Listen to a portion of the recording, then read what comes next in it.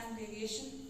इसमें हमने Mendel's laws के बारे में डिस्कस कर लिया था, 3 laws of Mendel in monohybrid and dihybrid cross, कुछ टर्मिनोलॉजी डिस्कस की। फिर हमने स्टार्ट किया variations from Mendel's laws. Variations, जैसे मैंने आपको बताया था कि मेंडल ने एक्सपेरिमेंट किए थे ऑन द पी प्लांट, तो पी प्लांट में 7 कंट्रास्टिंग कैरेक्टर्स थे, बिल्कुल कंट्रास्टिंग कैरेक्टर, बिल्कुल ऑपोजिट कैरेक्टर्स जो थे, जैसे कि एक तरफ या तो प्लांट पूरी तरह टॉल है या पूरी तरह ड्वार्फ है, बीच के कैरेक्टर्स थे ही नहीं। लेकिन सभी ऑर्गेनिज्म में ऐसे बिल्कुल एक्सट्रीम कैरेक्टर्स हमें देखने को नहीं मिलते हैं, मिक्स्ड कैरेक्टर्स देखने को मिलते हैं, और भी काफी चीजें वेरिएशन किया जाते हैं। कुछ ऑर्गेनिजम्स में ये लॉज सही नहीं बैठते, मोस्ट ऑफ द ऑर्गेनिजम्स में इनफैक्ट नहीं होते, तो इसके कुछ केसेस हमारे पास आ जाते हैं। हमारे सिलेबस में सबसे पहले जो हमने डिस्कस किया इनकम्प्लीट डोमिनेंस, हम लोगों ने सबसे पहले स्टार्ट किया था करना, जहां हमने मेंडल के केस में हमने देखा कि कंप्लीटली डोमिनेंट होता है कोई भी एलील दूसरे के, यानी कि वो डोमिनेंट एलील, उस केस में लॉ ऑफ डोमिनेंस हमने किया था कि डोमिनेंट एलील अपने आप को एक्सप्रेस कर पाता है even in the presence of its opposite counterpart, यानी कि recessive allele which is unable to show itself in the presence of dominant allele, right. तो ये इनकम्प्लीट डोमिनेंस उस चीज से हमें डेविएट होता हुआ दिखा। इसमें हमने देखा कि when एक रेड और व्हाइट को जब आपस में फ्यूज कर दिया जाता है तो ना रेड एक्सप्रेस कर पाता है ना व्हाइट एक्सप्रेस कर पाता है, पिंक, दोनों अपने आप को थोड़ा थोड़ा एक्सप्रेस कर देते हैं, यानी कि कोई भी दूसरे के ऊपर कंप्लीटली डोमिनेट नहीं हो पाता। पिंक कलर हमारे पास आता है और आगे चल के हमारे पास ऐसे ही आता है red is to pink is to white का रेशियो। इसकी कंप्लीट डिटेल मैंने आपको पिछले लेक्चर में करवाई।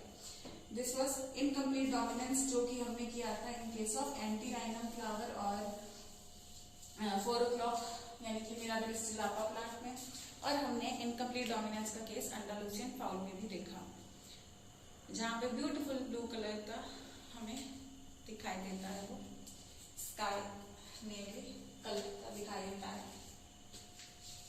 देन आज हम केस इसका एक और variation from the Mendel's laws का कोडोमिनेंस केस करने जा रहे हैं नेक्स्ट। जैसे हमने इनकम्प्लीट डोमिनेंस में देखा था कि कोई भी अपने आप को बिल्कुल भी एक्सप्रेस नहीं कर पा रहा, यानी कि ना हमें रेड कैरेक्टर दिखाई दे रहा था ना व्हाइट दिखाई दे रहा था, दोनों के बीच का कैरेक्टर दोनों थोड़ा थोड़ा मिक्स हो गया था। They were not able to express both of them, full potential अपना नहीं दिखा पा रहे थे। लेकिन कोडोमिनेंस के केस में हम क्या देखेंगे कि दोनों बराबर अपना शो कर पा रहे हैं। जी हाँ, दोनों ही एलील्स बराबर में अपने आप को एक्सप्रेस कर पाएंगे। ये कैसे हो सकता है? आपने कई बार कैटल, जो कैटल होती है उसमें आप लोगों ने देखा होगा कैटल का कोट का कलर जो होता है, यानी कि कोडोमिनेंस में हम जो सबसे पहले केस जो हम इसमें डिस्कस करेंगे वो है coat colour.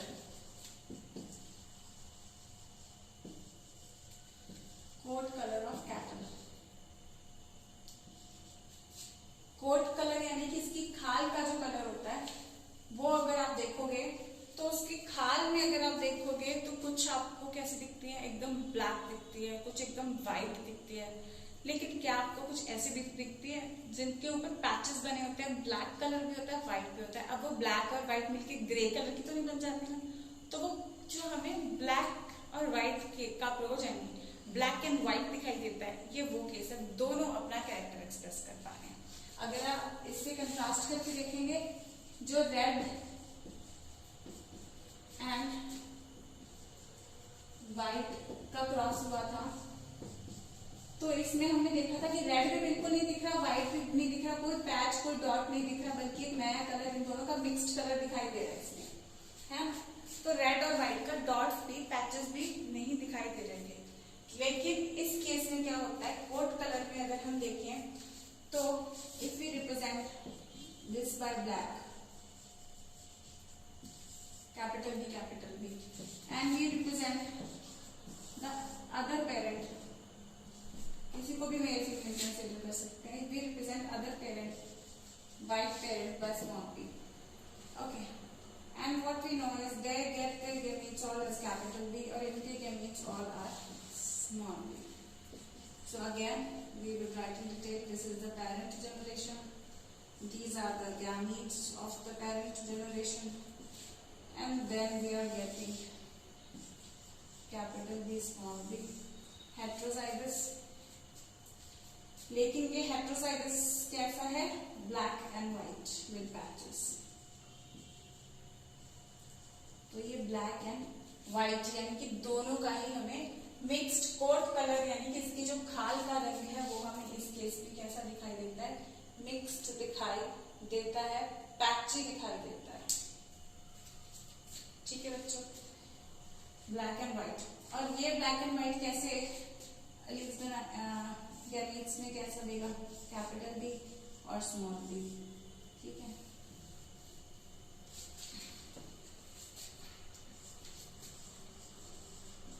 Black and white patches होते हैं इसके कोट में.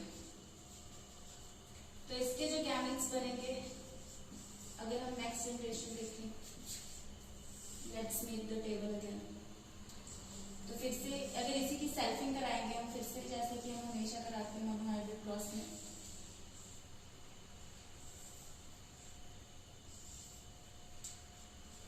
तो यहाँ पे कैपिटल बी यानी black, capital B small B, black and white, then capital B small B,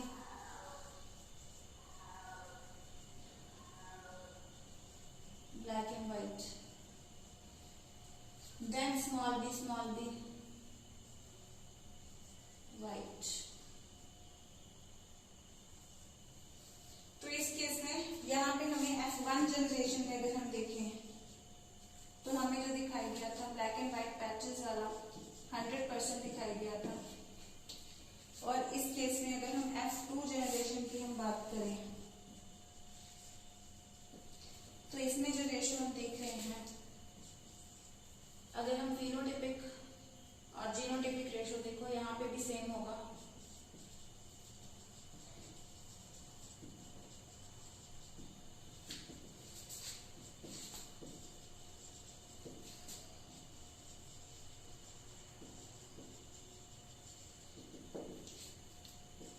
black is to black and white is to white कर देते हैं. तो ब्लैक हमें यहाँ पे एक ही दिखाई दे रहा है, ब्लैक एंड व्हाइट हमें दो दिखाई दे रहे हैं, और व्हाइट हमें एक ही दिखाई दे रहा है. ठीक है, और यही हमें पता है कि इसका क्या है, is equal to genotypic ratio भी यही है. जीनोटिपिक रेशियो में हम इसको इक्वेट कर लेंगे, ब्लैक को हम B, capital B black and white को हेट्रोजाइगस और व्हाइट को ये कंसिडर करते हैं, और दोनों ही एक दूसरे के इक्वल है. 1:2:1 का रेशियो आ रहा है, जैसे कि इनकम्प्लीट डोमिनेंस के केस में आया था.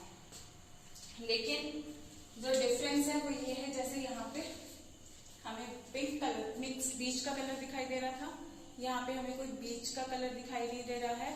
यहाँ पे हमें दोनों ही कलर्स बराबर एक्सप्रेस होते हुए नजर आते हैं, बराबर एक्सप्रेस हो रहे हैं. कोई भी एक सप्रेस नहीं हो रहा दूसरे की प्रेजेंस में, यानी कि कोई भी एक रिसेसिव नहीं है. दोनों के दोनों डोमिनेंट हम कह सकते हैं, क्योंकि दोनों के दोनों अपने आप को एक्सप्रेस कर पा रहे हैं. ठीक है बच्चों, इसके अलावा कोडोमिनेंस का एक और एग्जांपल है.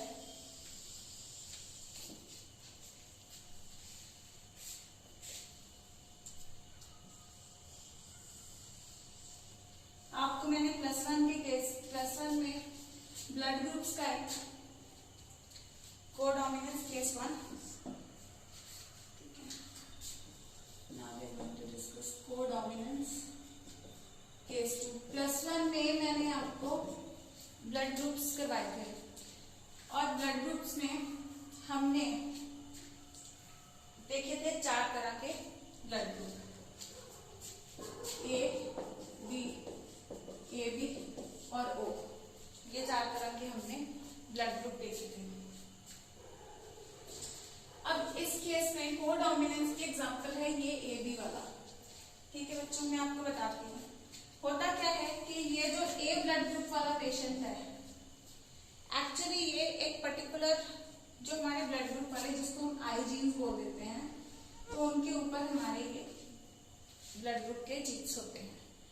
ठीक है, तो अब हम इसको कंसिडर करते हैं, अगर जिस इंसान का ब्लड ग्रुप ए है तो वो मोस्ट प्रोबेबली होमोजाइगस होगा। उसको हम इस तरीके से लिख सकते हैं, देखो आई के काबू में मैंने लिख दिया, जैसे इस तरीके से हम रिप्रेजेंट कर सकते हैं।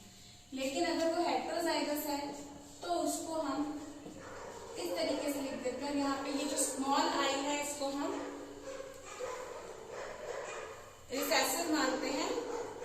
ठीक है बच्चों, तो यानी कि वो होमोजाइगस हो सकता है या हेटेरोजाइगस। और ये आई वाला जिसमें भी ये दोनों होंगे, छोटे आई होंगे दोनों, इसको हम ओ ब्लड ग्रुप मानेंगे। होमोजाइगस रिसेसिव होगा वो ओ ब्लड ग्रुप होगा। लेकिन जिसमें से एक भी ए होगा या बी होगा तो वो डोमिनेंट कैरेक्टर एक्सप्रेस हो जाएगा। ओ ब्लड ग्रुप सिर्फ तभी शो होगा जब ये दोनों रिसेसिव एक साथ आएंगे। ठीक है बच्चों, तो ए ब्लड ग्रुप होगा अगर दोनों होमोजाइगस हैं या हेटेरोजाइगस है और साथ में बी नहीं है लेकिन स्मॉल आई है। और बी ब्लड ग्रुप शो होगा अगर I raise to the power B ये इस तरीके से होमोजाइगस है, दोनों में देखो आई के ऊपर मैंने बी लिख दिया है, या again heterozygous with small I को हम ओ के लिए रिप्रेजेंटेटिव मानते हैं। तो ओ ब्लड ग्रुप हमेशा तभी होगा जब ये दोनों स्मॉल आई ही हैं। कभी भी एक भी बड़ा आई इसके साथ में शो हुआ, ये हमारी रिप्रेजेंटेशन होती है। ऐसे कोई बड़े आई नहीं घूम रहे हमारी बॉडी में, ये रिप्रेजेंटेशन होती है डोमिनेंट के कारण हम ऐसे शो कर देते हैं इसको। ठीक है बच्चों, तो ये स्मॉल आई जिसको कहते हैं ओ ब्लड ग्रुप सिर्फ तभी एक्सप्रेस होगा। तो यहाँ पे हम क्या देखते हैं, एक्चुअली होता क्या है, आप लोगों को अगर थोड़ा ध्यान में होगा, जो ए ब्लड ग्रुप वाला पेशेंट होता है वो बी के अगेंस्ट एंटीबॉडीज बनाता है। ठीक है, वो बी के अगेंस्ट एंटीबॉडीज बनाता है। तो बी के अगेंस्ट एंटीबॉडीज बनाना ए का कैरेक्टरिस्टिक है, एंटी बी बनाता है। ठीक है, और ये एक्सेप्ट करता है ब्लड फ्रॉम, इसमें एंटीबॉडीज ये होती हैं, और बी वाला बनाता है एंटी ए।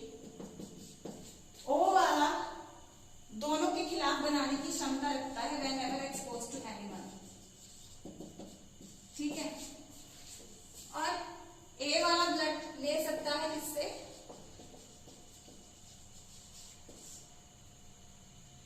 ए से ले सकते क्योंकि बी के खिलाफ बना रहा है।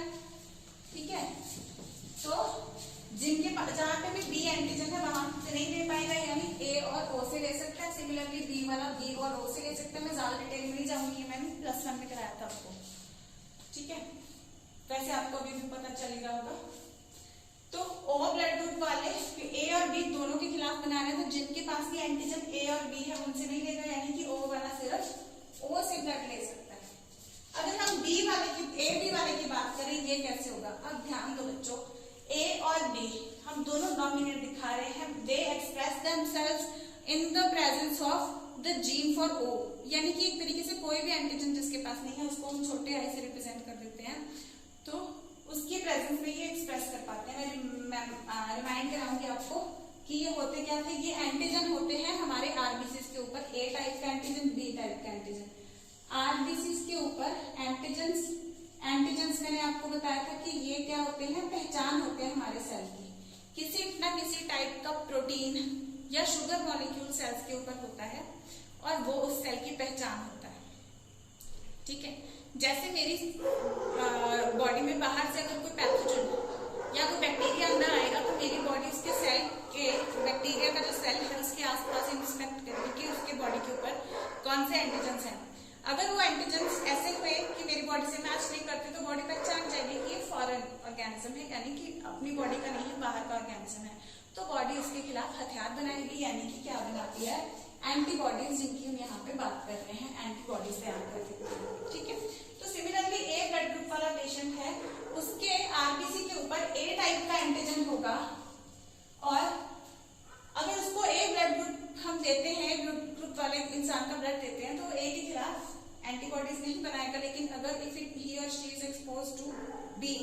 then he or she can, his or her body can make antibodies against B. ठीक है, लेकिन देखो A वाले के आरबीसी के ऊपर A एंटीजन होता है, B वाले के आरबीसी के ऊपर B एंटीजन होता है। जो AB वाला होता है उसके ऊपर दोनों होते हैं, तो इसको हम AB ब्लड ग्रुप बोल देते हैं। ठीक है, तो दोनों एंटीजन कैसे आते हैं इसके ऊपर। अब इसकी बॉडी में देखो O वाले के आरबीसी के ऊपर कोई भी एंटीजन नहीं था, इसकी आरबीसी के ऊपर B एंटीजन था, और इसकी आरबीसी के ऊपर A वाले की आरबीसी के ऊपर A एंटीजन था। ठीक है, तो यहाँ पे अगर एक O वाला भी, आधा जीन O वाला भी था, तो भी उसने अपने आप को एक्सप्रेस नहीं किया। ठीक है, half chromosomes were of O, then उन्होंने एक्सप्रेस नहीं किया because they are recessive. B वाले ने एक्सप्रेस कर दिया, सो B ब्लड ग्रुप। यहाँ पे A वाले ने एक्सप्रेस कर दिया in case of heterozygous, so A। ठीक है, O वाला only expressed when in homozygosity. अब AB का देखो, AB में क्या हो रहा है कि ये ये IA और IB एक साथ प्रेजेंट होते हैं, और ये दोनों अपने आप को एक्सप्रेस कर पाते हैं, दोनों ही अपने आप को एक्सप्रेस कर पाते हैं। इसीलिए इसकी बॉडी, तो इसके आरबीसी के ऊपर A और B एंटीजन दोनों होते हैं, और इसकी बॉडी कोई भी किसी के भी खिलाफ, ना A के खिलाफ ना B के खिलाफ एंटीबॉडीज नहीं बनाती है, और ये इनकी एंटीबॉडीज कोई नहीं बनती, तो ये सबसे अलग ये होता है, यूनिवर्सल रिसिपिएंट AB होता है, और अगर देखोगे तो O सबको दे रहा है, यूनिवर्सल डोनर O होता है। तो बाकी चीज करा चुकी थी मैं आपको, जिन बच्चों ने नहीं किया हुआ +1 पे वो यहाँ देख लें। और वैसे जो यहाँ पे समझने वाली बात है, A ब्लड ग्रुप तब आता है जब A जीन होमोजाइगोसिटी में होता है, IA होगा या IA एक साथ होंगे। O वाला is not expressing in the presence of A। और B कब होगा, IB होमोजाइगस होंगे, या IB स्मॉल i या IO भी उसको हम बोल सकते हैं। ठीक है, होमोजाइगस B या heterozygous B with the other one as the recessive gene allele for O blood group. O तभी एक्सप्रेस होता है जब दोनों O वाले होते हैं।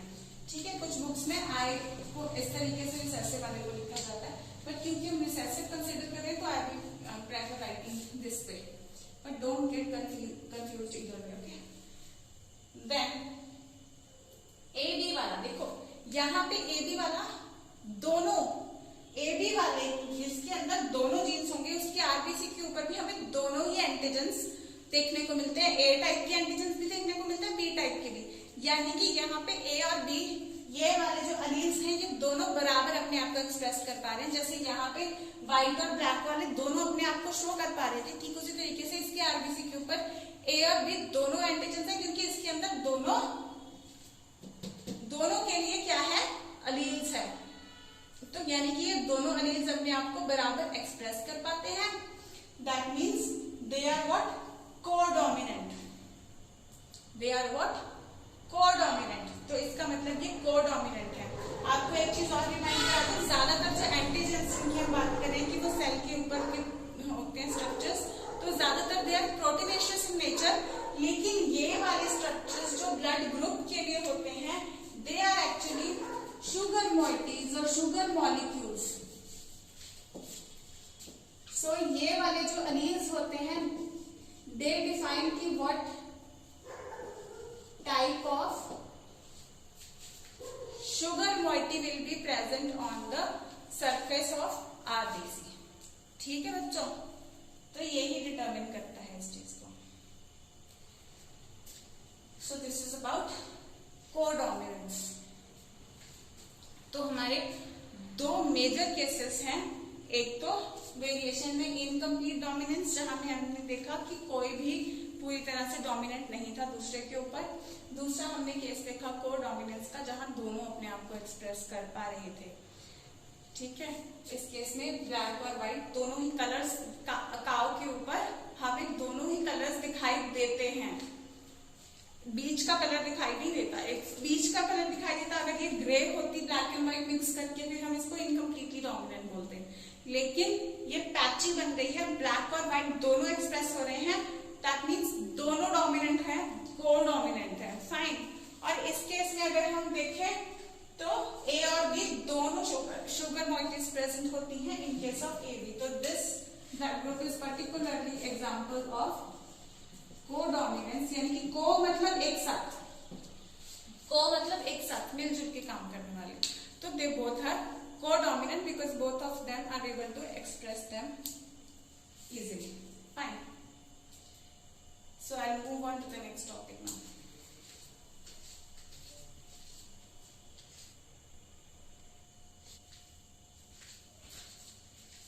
नेक्स्ट बच्चे हम लोग केस करने जा रहे हैं मल्टीपल अलीलिज्म.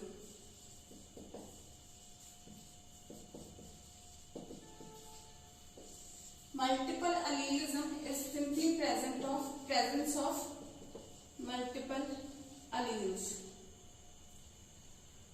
थोड़ा सा आपको आइडिया लग गया होगा क्योंकि मैंने इस बोर्ड को रब नहीं किया है इस साइड को. आपको ध्यान नहीं होगा हम लोग जब पी प्लांट की सिंपल केसेस कर रहे थे मेंडल के अकॉर्डिंग, हमने सिर्फ दो कैरेक्टर्स के बारे में कंसिडर किया. Tall, dwarf, violet, white, round, wrinkled, yellow, green. तो हम कंट्रास्टिंग सिर्फ दो की बात करते हैं. एक डोमिनेंट होता है, एक रिसेसिव होता है, एक डोमिनेंट होता है, एक रिसेसिव होता है, यानी दो की बात कर रहे थे.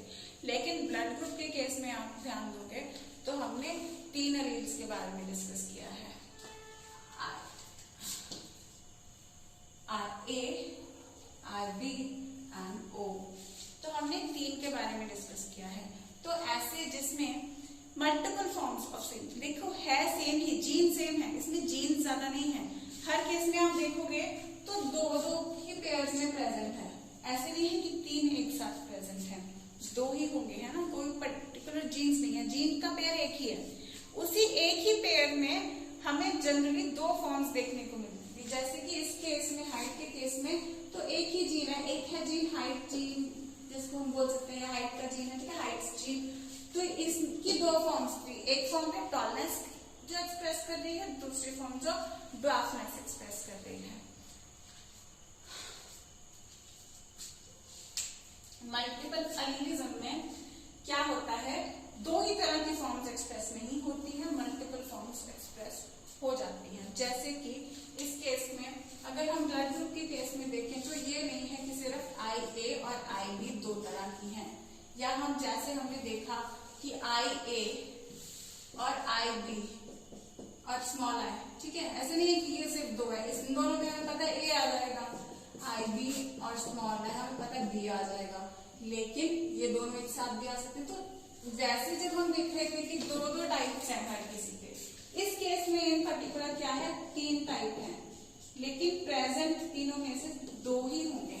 Obviously in one human present 2 ही होंगे. लेकिन उसकी अगर हम मॉर्फोलॉजी देखें, जो एक पर्टिकुलर अलील की जिसकी हम बात कर रहे हैं, पूरा क्रोमोसोम में से वो पर्टिकुलर पार्ट जो डिटरमिन कर रहा है कि क्या कैरेक्टर होगा, उसकी यहाँ पे 2 मॉर्फोलॉजी थी, या प्लांट टॉल होगा या ड्वार्फ होगा according to the Aleel present. लेकिन यहाँ पे अलील्स की जो मॉर्फोलॉजी है वो 3 तरह की हो सकती है. IA रिप्रेजेंट कर सकती है, IB रिप्रेजेंट कर सकती है, और सिंपली O को भी रिप्रेजेंट कर सकती है. सो ऐसे केस को हम कहेंगे मल्टीपल अलीलिज्म का केस, और ऐसे अलील्स को हम कहेंगे मल्टीपल अलील्स. आपको बच्चे ब्लड ग्रुप से रिलेटेड कुछ क्वेश्चंस आ सकते हैं. फॉर एग्जांपल, अगर 2 पेरेंट्स जो हैं उनमें से एक पेरेंट होमोजाइगस A है और दूसरा पेरेंट होमोजाइगस B है, तो उनकी प्रोजेनी की क्या परसेंटेज होगी. या हेट्रोजाइगस A है, father is heterozygous A and mother is heterozygous B. देखो जेंडर का इस केस में कोई फर्क नहीं पड़ता है, ठीक है, बेशक किसी को फादर हो या मदर हो, लेकिन simply one parent is heterozygous for A blood group and other parent is heterozygous for B blood group. तो इस केस में क्या हम देखेंगे, इस केस में आपको ये जो पुनेट स्क्वायर आप लोग बनाते हैं, तो जरा ध्यान रखना होगा कि जहाँ पे आप मेल का सिंबल लगा रहे हो वहां पे आप मेल के ही लगाओ, जो भी आपके केस में दिया हुआ है, और जहाँ फीमेल का लगा रहे हो वहां पे फीमेल के ही आप लोग गैमेट्स लगाओ. तो मैंने फीमेल का इस साइड पे जब सिंबल दिया है तो फीमेल गैमेट्स में IB इसके 2 तरह के होंगे ऑब्वियसली, और इधर भी इसके 2 तरह के होंगे. तो उस हिसाब से मैंने इनको यहाँ पे मेल गैमीट्स है IA और स्मॉल i, और इधर फीमेल गैमीट्स है IB और स्मॉल i, तो इनको इस तरीके से कंसिडर किया है, ठीक है। तो इन दोनों को फ्यूज करेंगे, IA IB वाले गैमीट्स फ्यूज हो गए तो AB ब्लड ग्रुप आ जाएगा, कोडोमिनेंट है क्योंकि IB और स्मॉल i, तो ये B ब्लड ग्रुप आ जाएगा। यहाँ पे IA और स्मॉल i, तो A ब्लड ग्रुप आ जाएगा, दोनों स्मॉल i, तो O ब्लड ग्रुप आ जाएगा, ठीक है। अब ऑब्वियसली चांसेस कुछ भी हो सकते हैं, यहाँ पे ये नहीं होगा कि how many progeny will have, ये मटर के प्लांट्स में है ना, इंसान है, तो इसमें आपको पर्टिकुलरली पूछा यह जाएगा कि what are the chances for the progeny to have blood group O, what are the chances for the progeny to have blood group AB। तो जहां पे पेरेंट्स हेटेरोजाइगस हैं, इस केस में अगर आप ध्यान दोगे तो क्या रेशो बन रहा है, इस केस में देखो फिनोटिपिक और जीनोटिपिक रेशो फिर से सेम बन रहा है।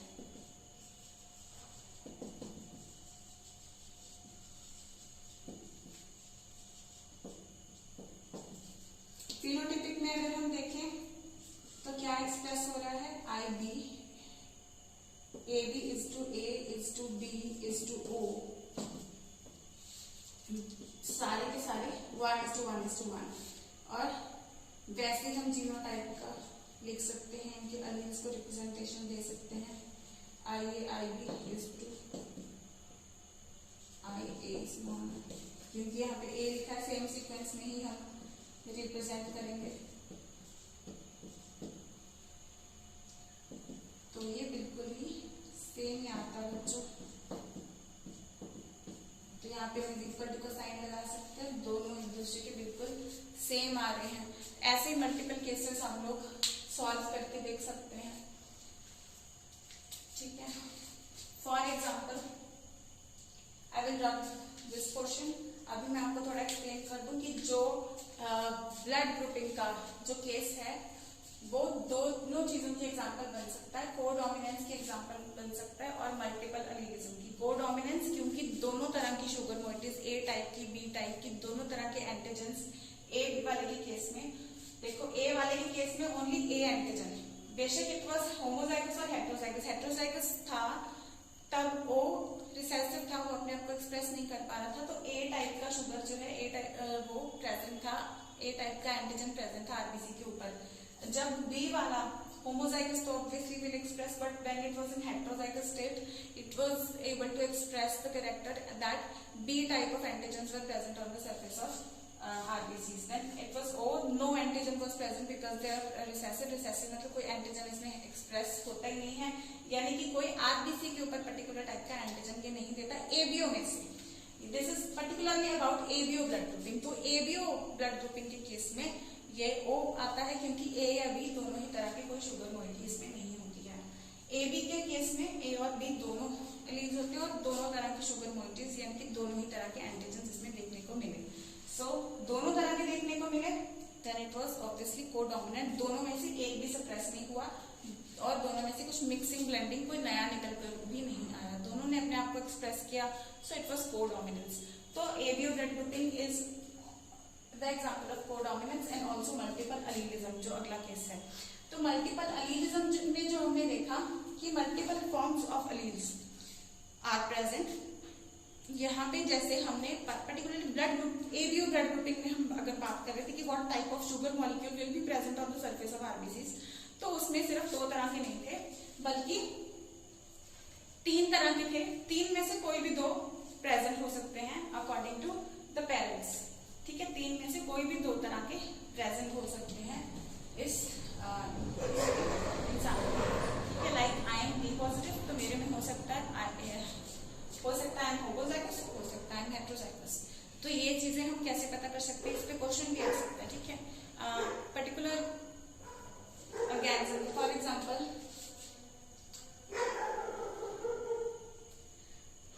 अ पर्सन ब्लड ग्रुप, यहाँ इस केस में हम देखें person blood group is A, तो आपको आ सकता है अ man with blood group A has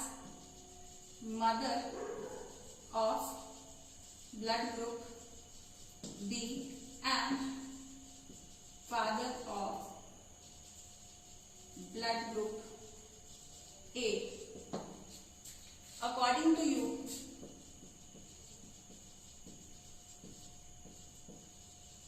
what should be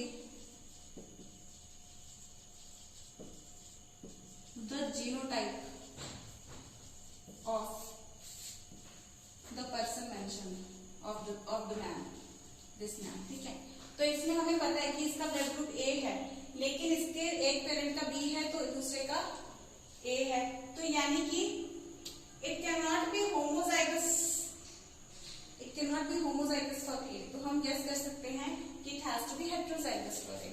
ठीक है, तो अगर नहीं श्योर तो हम ये केस परफॉर्म करके देख सकते हैं, आप परफॉर्म करके देखना इसको। ठीक है, I will also make you right one question, let me rub this portion.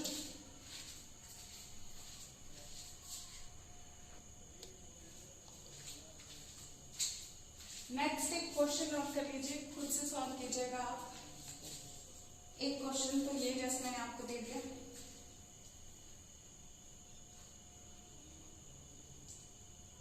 ठीक है, और दूसरा आप लोग लीजिए question,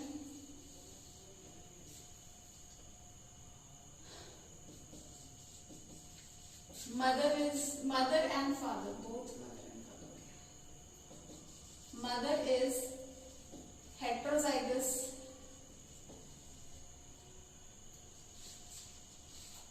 A blood group, mother is of heterozygous A blood group and father of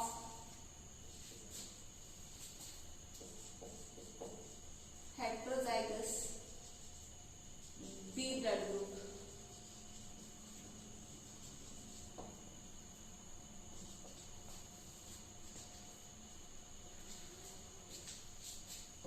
So आपको फाइंड करने हैं percentages of various blood groups.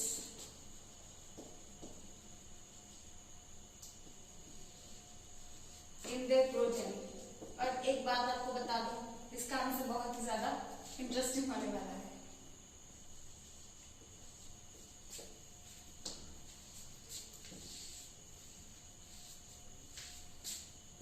एक आप लोग क्रॉस करके देखें, हेट्रोजाइगस, दोनों हेट्रोजाइगस ए का,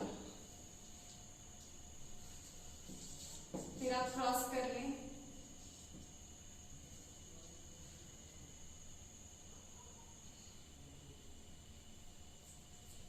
हेट्रोजाइगस ए विद होमोजाइगस ओ का। देखिए ए या ओ का, ओ में से एक भी डिस्कस कर लेंगे, आपको सारा समझ आ जाएगा। इन फ्यूचर आपको ये थोड़ा आसान लगेगा।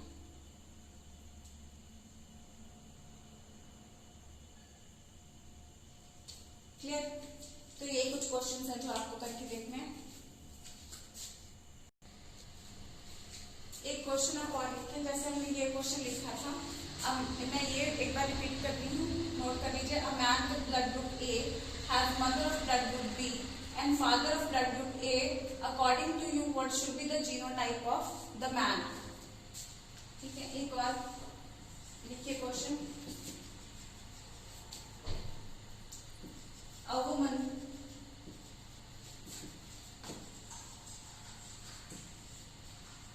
with blood group A has father of blood group AB and mother of blood group B।